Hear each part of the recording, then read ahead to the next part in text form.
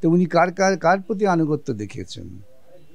সেই নামটা বলতেও পর্যন্ত ভয় পাচ্ছেন।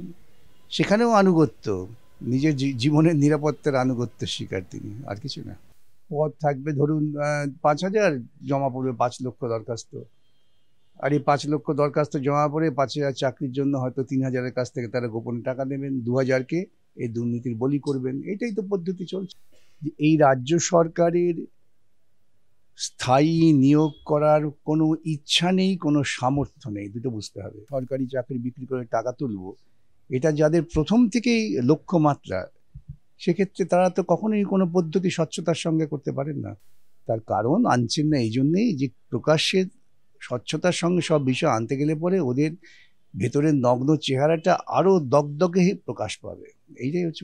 এখন দেনার চোটে পশ্চিমবঙ্গবাসীকে আগামী দিনে তার ঘর বাড়ি পর্যন্ত বিক্রি হয়ে যেতে পারে। স্থায়ী চাকরির দায়ে নেবে না, তার উদ্দেশ্যই হবে কিছু কিছু টাকা দিয়ে হোমগার্ড জাতীয়, সিভিল ভলেন্টিয়ার জাতীয় কাজ করার মধ্য দিয়ে প্রশাসন চালানো। ফর্ম ফিল আপ হোক, ফর্ম ফিল আপ হবে, ফর্ম বিক্রি করে সরকারে কিছু টাকা তুলবেন।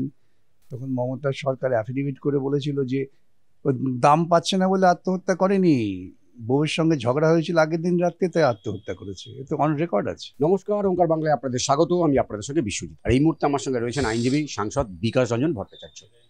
এতদিন এসআইআর এর আতঙ্কে সাধারণ মানুষের আত্মহত্যার ঘটনা বা খবর সামনে আসছিল। এবারে কাজের চাপে খোদ বিএলও আত্মহত্যা করেছেন বলে জানা যাচ্ছে। ঠিক এই বিষয়টা নিয়ে আমরা আলোচনা করব। মানে এটা কে বললো যে উনি কাজের চাপে আত্মহত্যা করেছেন? মমতা কিংবা শুভেন্দু, এরা ছাড়া কেউ এইসব বলবে না। মানুষ আত্মহত্যা করেন হঠাৎ করে কোনো কারণে না, এটা তার মানসিক প্রক্রিয়ায় বহুদিন থেকে এটা চলে। সুতরাং আত্মহত্যা করেছেন কাজের চাপে, আর মমতা আজকে এইসব কথা বলছেন। আর যখন আলু চাষিরা ফসলের দাম পাচ্ছিল না, হাইকোর্টে এই মামলা করি যে এতজন আলু চাষি আত্মহত্যা করেছেন, তখন মমতার সরকার অ্যাফিডেভিট করে বলেছিল যে দাম পাচ্ছে না বলে আত্মহত্যা করেনি, বউয়ের সঙ্গে ঝগড়া হয়েছিল আগের দিন রাত্রে, তাই আত্মহত্যা করেছে। এ তো অন রেকর্ড আছে। সুতরাং আত্মহত্যার ঘটনাকে যথাযথ দৃষ্টিভঙ্গি থেকে বিচার না করে সবটাই কোনো না কোনো একটা রাজনৈতিক ক্ষুদ্র স্বার্থের সঙ্গে রাঙিয়ে দেওয়াটা অমানবিক এবং অসামাজিক। তা এসএসসি পিছু কিন্তু বিতর্ক ছাড়ছে না।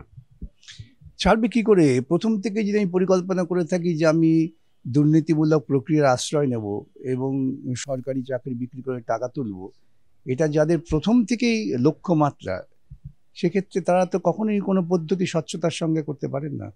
কেন যাদের রাজ্য সরকারের বা একটা আইনি সংস্থার গোপন করার কি আছে? তার প্রকাশ্যে সব আনছেন না কেন? প্রকাশ্যে সব যদি এনে দেন যে এই তথ্য এই আমরা আছে, এই করেছি, তাহলে তুমি এটা কাজ ঝামেলা। তার কারণ আনছেন না এই জন্যেই যে প্রকাশ্যে স্বচ্ছতার সঙ্গে সব বিষয় আনতে গেলে পরে ওদের ভেতরের নগ্ন চেহারাটা আরো দগদগে প্রকাশ পাবে। এইটাই হচ্ছে মুশকিল। এবারে কি স্বাভাবিকভাবে প্রশ্ন ওঠে না যে রাজ্য সরকারের সদিচ্ছা আছে তো? দেখুন, আমি বহুদিন থেকেই বলে আসছি, বলতে বলতে খানিকটা আমিও ক্লান্ত হয়ে পড়ছি, যে এই রাজ্য সরকারের স্থায়ী নিয়োগ করার কোনো ইচ্ছা নেই, কোনো সামর্থ্য নেই, দুটো বুঝতে হবে। আকণ্ঠ ডুবে আছে দেনায় পশ্চিমবঙ্গ সরকার। এখন দেনার চোটে পশ্চিমবঙ্গবাসীকে আগামী দিনে তার ঘর বাড়ি পর্যন্ত বিক্রি হয়ে যেতে পারে। সেক্ষেত্রে তার স্থায়ী নিয়োগ করবে কি করে? দিয়ে দিতে পারছে না, সুপ্রিম কোর্টে গিয়ে কান্নাকাটি করছে আমাদের টাকা নেই। তাহলে যে সরকারটা ঋণ করতে করতে করতে করতে পশ্চিমবঙ্গবাসীকে প্রায় সবাইকে ঋণগ্রস্ত করে দিয়েছেন আকণ্ঠ, সে তো কোনো স্থায়ী চাকরির দায়ে নেবে না। তার উদ্দেশ্যই হবে কিছু কিছু টাকা দিয়ে হোমগার্ড জাতীয়, সিভিল ভলেন্টিয়ার জাতীয় কাজ করার মধ্য দিয়ে প্রশাসন চালানো। শিক্ষিত ছেলে যোগ্যতার নিরিখে, প্রতিযোগিতামূলক যোগ্যতার নিরিখে তারা শিক্ষকতা করবেন বা সরকারি চাকরি করবেন, এই ব্যবস্থা মমতা থাকাকালীন হবে না, এটা উপলব্ধি করতে হবে। আজকের থেকে কিন্তু তিনটে থেকে শুরু হয়েছে form fill up primary. Form fill up হোক, ফর্ম ফিল আপ হবে, ফর্ম বিক্রি করে সরকারে কিছু টাকা তুলবেন। আমাদের যেহেতু বেকারিত্বের গভীরতা প্রবল, ভারতবর্ষের বুকে মোদি মমতা এরা ক্ষমতায় আসার পথে বেকারিত্ব বেড়ে গিয়েছে, কমে তো নেই। এবং এই চাকরির জন্য এই বেকারদের থেকেই টাকা তুলবেন।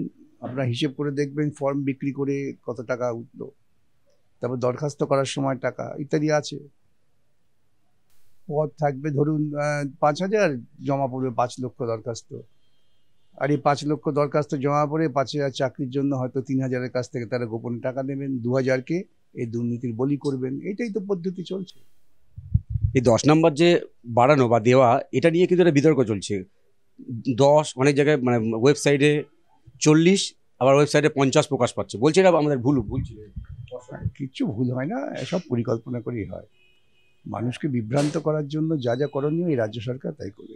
আমি বারবার বলছি যে এইরকম একটা দুর্নীতিমূলক সরকার কেন্দ্র এবং রাজ্যে উভয়তই, তাদের বিরুদ্ধে যদি মানুষ তার প্রজাতান্ত্রিক অধিকারটাকে ঠিকমতো প্রয়োগ না করেন, তাহলে ভারতবাসীর কপালে অনেক দুঃখ আছে। সেটা দুঃখের পরিমাণটা আরো ব্যাপক হবে। এখনই বিভিন্ন জায়গায় যেখানে ডবল ইঞ্জিন না ট্রিপল ইঞ্জিন সরকার আছে, তারা বলছেন এটা খাবেন না ওটা খাবেন না, শুধু ঘাস পাতা খেয়ে বাঁচুন। কারো বাড়িতে গরুর মাংস ছিল বলে তাকে পিটিয়ে মারা হয়েছে, যারা অপরাধী তাদের ছেড়ে দেওয়া হচ্ছে। তার মানে মানুষকে শিক্ষা দেওয়ার প্রবণতা, ইঙ্গিত। দেখুন, আমরা কিন্তু পিটিয়ে মারবো, কারো সাজা হবে না। এই জায়গায় দেশকে নিয়ে যাচ্ছে। পার্থ চট্টোপাধ্যায় বাইরে বেরিয়ে বললেন যে আমি নির্দোষ, আইনের প্রতি তার ভরসা আছে, তিনি বিচার পাবেন। না, তিনি তো নির্দোষ বটে, তিনি ঠিকই বলেছেন। কেন এটাকে তো তিনি দোষ মনে করেন না।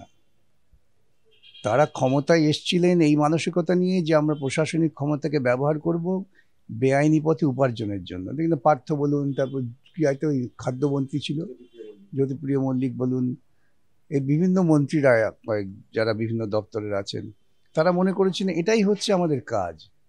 মুখ্যমন্ত্রী স্পষ্ট নির্দেশ, ক্ষমতায় আছো টাকা তোলো। সেই টাকা তোলার প্রক্রিয়াটাকে ওরা মনে করেছেন ন্যায়সঙ্গত। তাই পার্থ জামিনে এসে খুব বুক বাজিয়ে বলতে পারেন আমি কিছু অন্যায় করিনি।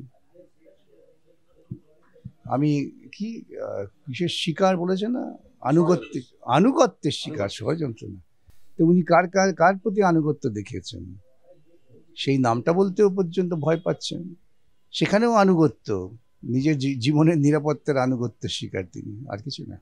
তাহলে দাদা, যারা নতুন করে ফর্ম ফিল আপ করলেন, ইন্টারভিউ দেবে আশায় বসেছিল, তাদের ভবিষ্যৎ তাহলে কি হবে আইনজীবী হিসেবে আপনার কি মনে হয়? দেখুন, আমি বলে আসছি তো যে এই রাজ্যকে যদি বাঁচাতে হয়, স্বচ্ছতার সঙ্গে যদি প্রতিযোগিতামূলক মেধার ভিত্তিতে সরকারি নিয়োগ করতে হয়, তাহলে প্রশাসন থেকে দুর্নীতিবাজদের ঝেঁটিয়ে তাড়াতে হবে, তা না হলে কোনো রাস্তা নেই। এটাকে অন্য বিষয় আসছি। পার্থ চট্টোপাধ্যায় বলছেন যে আমার বউ নিয়ে আমার গার্লফ্রেন্ড থাকতেই পারে, মানে এই ধরনের কথা একটা জনপ্রতিনিধি বলবে? এই সমস্ত বিষয় নিয়ে আমি কোনো মন্তব্যই করবো না, কারণ এটা কোনো সামাজিক স্তরে আলোচনার বিষয়ই নয়। আমি এই জন্যই সামনে আনলাম যে এই ধরনের মন্তব্য সংবাদ করছেন কেন, সেটা ওকে জিজ্ঞাসা করুন কেন করছেন, এটাই ওদের কৃষ্টি হয়তো। তাহলে কি এসএসসি থেকে নজর ঘোরানোর জন্য? না, নজর আর ঘোরাবে কি করে? নজর ঘোরানো অত সহজ না। মানুষ ধীরে ধীরে জাগছে, মানুষ জেগেছে। যারা চাকরির জন্য আবার নতুন করে ফর্ম ফিল আপ করেছেন, ইন্টারভিউ আশায় বসেছিলেন, যারা ডাক পাননি, রাজ্য সরকার কিন্তু চাইছে না যে নতুন করে নিয়োগ হোক, কারণ রাজ্য সরকারের কাছে সে সামর্থ্য এবং সদিচ্ছা দুটোর অভাব রয়েছে, স্পষ্ট করলেন বিকাশ রঞ্জন ভট্টাচার্য। ক্যামেরায় রবি দত্তের সঙ্গে বিশ্বজিৎ হালদার, ওঙ্কার বাংলা।